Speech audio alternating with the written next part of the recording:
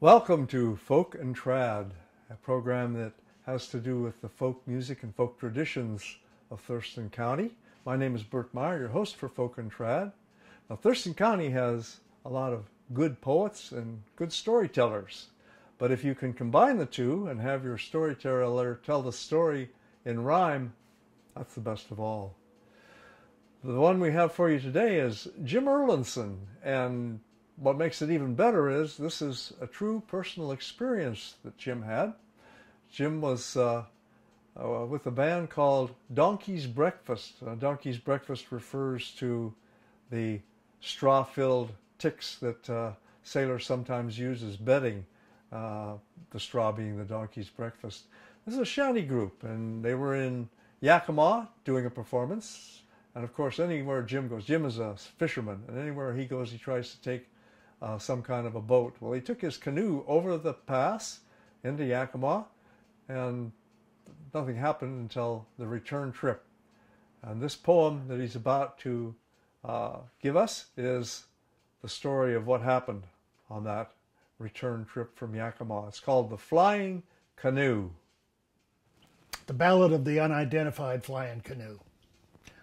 Some men are born in the side of the sea and live by the pull of the tide. They grow up with the smell of salt in their blood, and they sail the oceans wide. But some, like me, are landlubbers grim and live in the rocks and the trees, and yet dream of waves and winds and whales and ships that sail the seas. And so when I met those men true and bold that crafted the ship called the Lady, I couldn't resist the donkey's breakfast and to sing all them shanties, matey. Well, so then, here and there, we rattled the air with songs both fiction and true, and it led to the tale, which still leaves me pale, of the unidentified flying canoe. 'Twas the 4th of July in '94, and the hot sun fried your brain in Yakima town. The folk festival sound was accompanied by praying for rain. We sang in the morn and again late at night, but we're free for most of the day, and thinking of bass in the ponds by the tracks, I brought my canoe all the way. Now some men will fish in trawlers at sea, and some men will wade in the muck. Well, I don't know why, but I like my butt dry, so I carry my canoe on my truck. A rope fore and aft for to tie down the craft, but ropes occasionally get spongy, so to keep it on tight as I fly through the night, I tie it down good with a bungee. Well, the morning went well, and we all gave 'em hell with our ballads and shanties and songs, and the afternoon too, as I sailed my canoe, 'cause the bass and the trout came in throngs. But as often the case in that forsaken place, the sun she began to pale, and the heat from the valley met the chill from the hills, and whipped up one god-awful gale.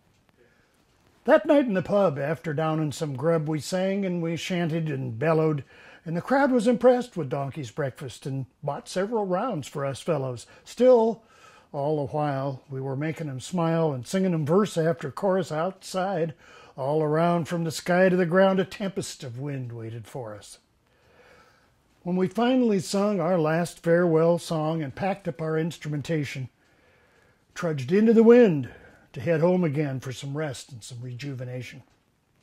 Well, the gale was so big as I ran for my rig, it damn near laid me flat to the ground, so it gave me no thrill to head over the hill to my home down in old Puget Sound. Now, Interstate 12 heads into the hills, a 4-hour drive over the pass. A headwind so strong, to keep going along, I plain had to stand on the gas. With both hands on the wheel, I started to feel the most unearthly strange sensation. Front wheels leaving the road, hell, my whole damn load was starting to gain elevation. Then over my head, as onward I sped into the gloom and the night, with a blood-chilling wrench, the damn bungee stretched and the canoe turned into a kite. Front wheels free and clear, destiny near. My life passing in front of my eyes, the bungee came loose, the rope slipped its noose, and the canoe headed into the skies. I've seen no sight so queer through a rearview mirror. It chilled me through and through, 50 feet in the air, over cars, horns ablare. was my shiny aluminum canoe. With a life of its own, as if riding the foam, sailing o'er highway and rocky protrusion, passing out of the light, disappearing in night like some hallucinogenic illusion. Well, I'll be a sport and cut this tale short, though it keeps trying to grow with the telling. I got turned around and finally found the canoe up near a sheepherder's dwelling. Now, the problem became attaching the thing to the truck without bungee or rope.